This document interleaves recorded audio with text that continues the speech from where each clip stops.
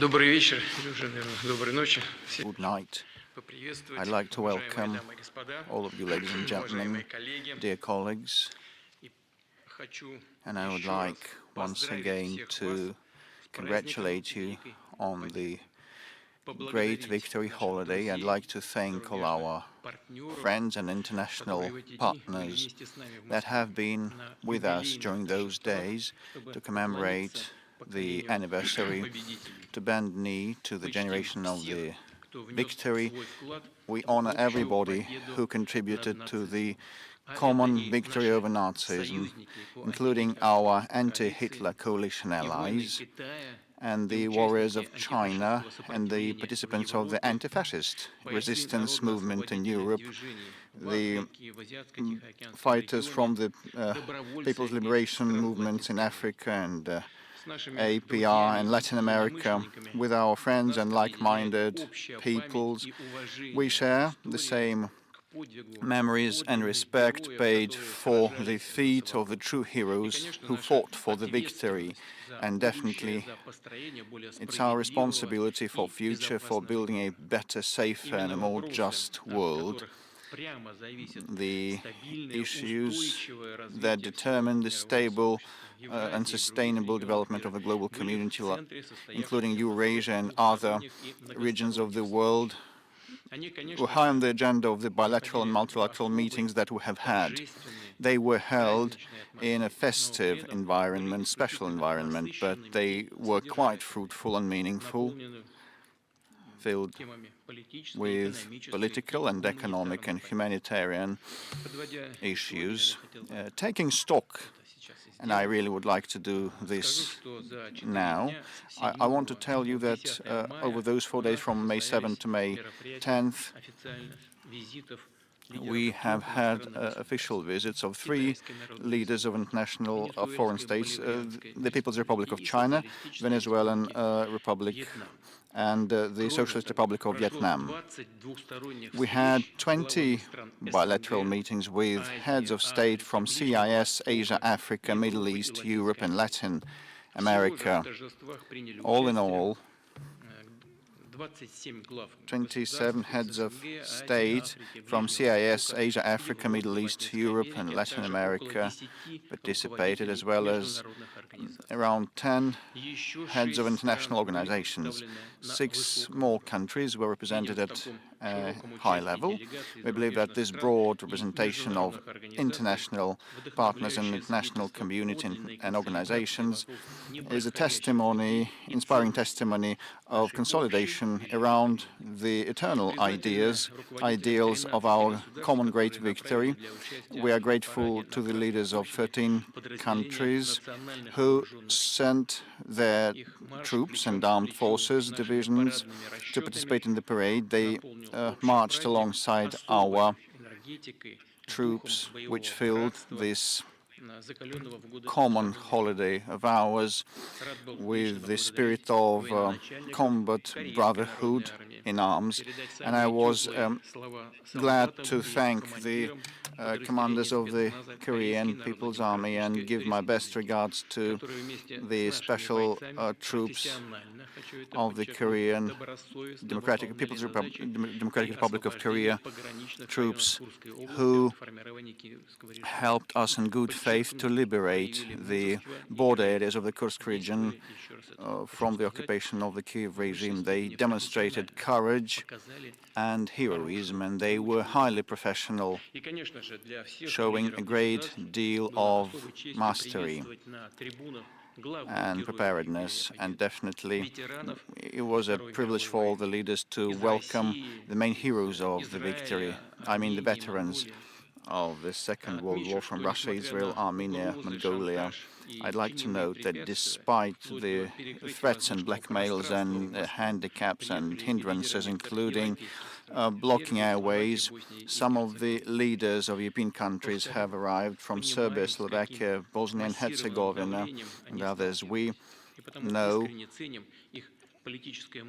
how hard they were pressed. So this is why we really sincerely appreciate their courage and their adamant position and their decision to pay homage together with us to the heroes of the Second World War, the Great Patriotic War, who fought for their homeland and who fought to liberate and rid the entire humanity of the brown plague without any overstatement.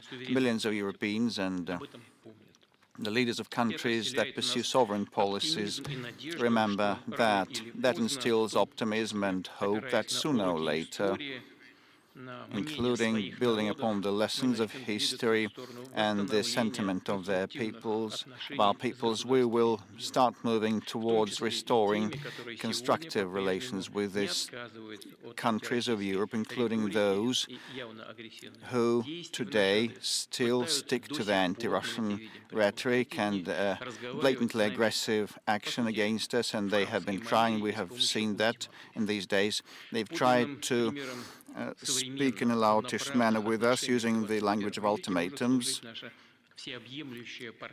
And a true example of equal and equitable relations in the 21st century is our partnership and strategic interaction with the People's Republic of China. The Chinese president was the main guest of the commemorative events dedicated to the 80th anniversary of victory.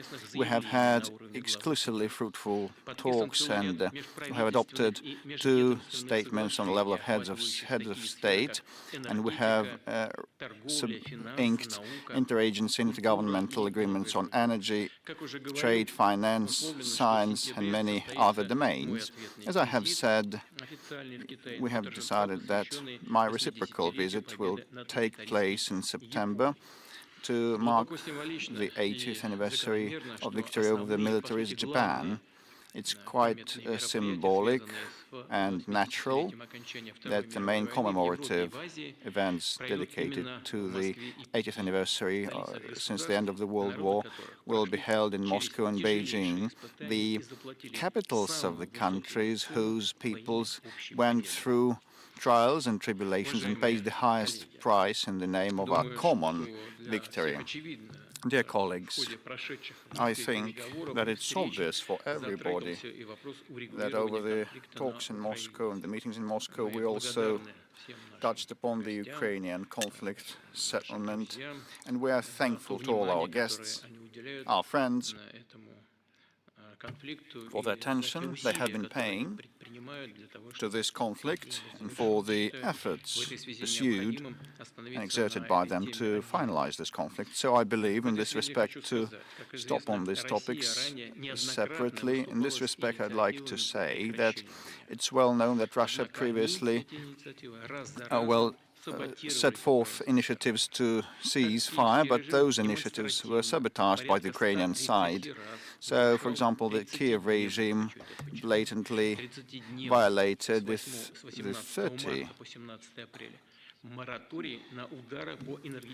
days moratorium on energy facilities from the 18th of March to the 17th of April, and that moratorium was proclaimed in conformity with the accord reached by President Donald Trump and myself, and the Easter ceasefire initiated by Russia was violated by them either. There were around 5,000 violations on the part of the Ukrainians. Still, during the celebration of the victory day, and we believe this to be a sacred holiday, like 27 million lives were claimed. So, and for this sacred holiday, we also proclaimed a 3rd ceasefire. And we conveyed to our Western colleagues, who, I believe,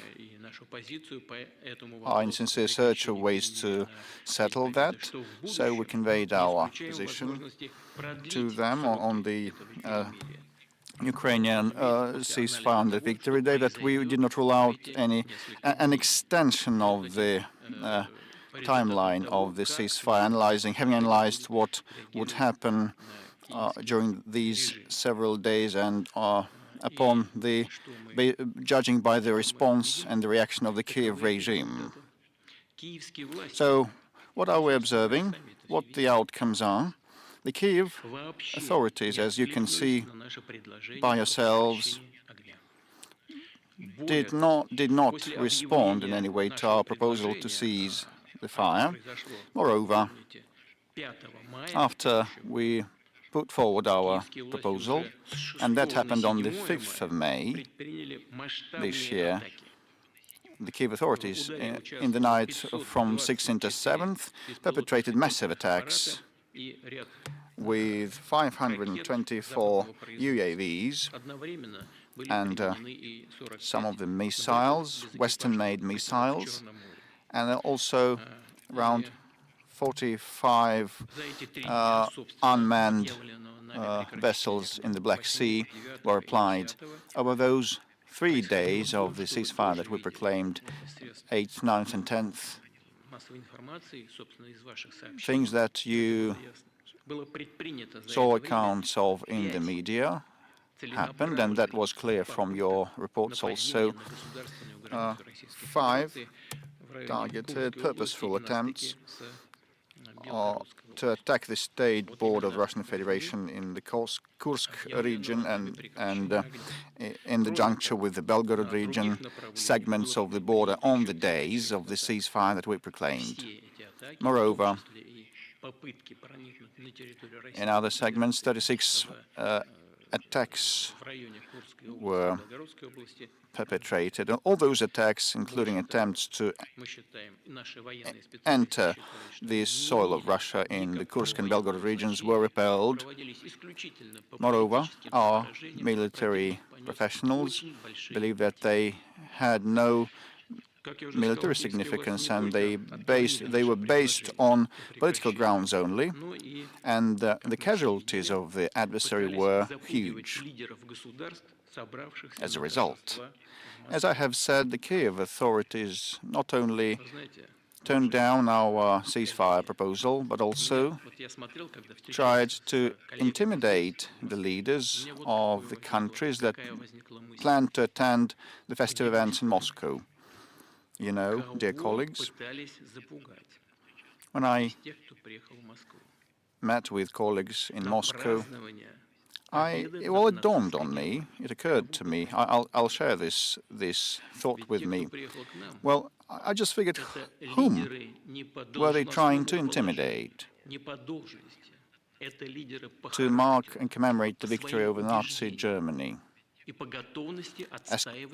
point is that those who came to us are not the official position leaders. These are spiritual and character leaders and sentiment leaders, and they're leaders in terms of upholding their own opinions. And who tried to intimidate them?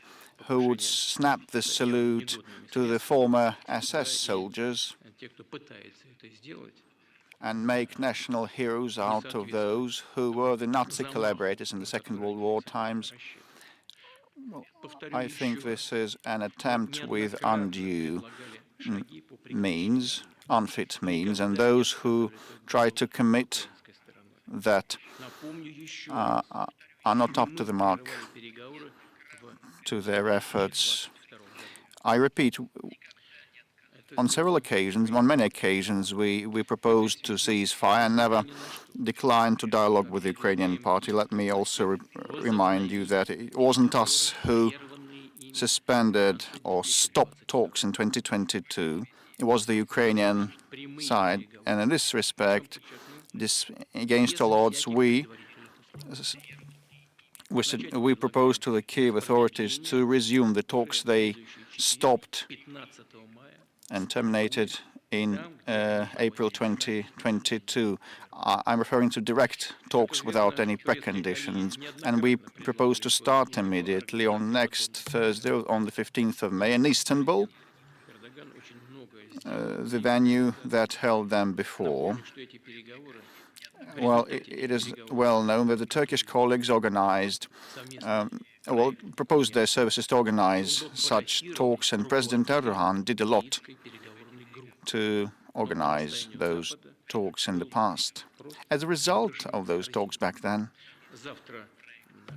a draft of joint agreement was prepared and initialed by the head of the Kyiv negotiating teams, but upon the behest of the West, it was thrown into the litter bin. Tomorrow, a phone conversation is planned with the Turkish President Erdogan, and I would ask him to provide this opportunity to hold talks in Turkey. I really hope that he will confirm his desire to facilitate peace in Ukraine, where we are committed to holding serious talks with Ukraine in order to eliminate the root causes of the conflict, to arrive at a enduring, long-lasting peace in the long run, in a long historical run. I cannot rule out that during those talks we will be able to negotiate and come to terms over new ceasefires or truces, real ones that would be respected not only by Russia but the Ukrainian side, and would be a first step to a long-lasting, enduring peace, not a prologue to continuing the armed conflict after re-equipping and rearming and digging trenches and new defensive checkpoints. Who would want such peace?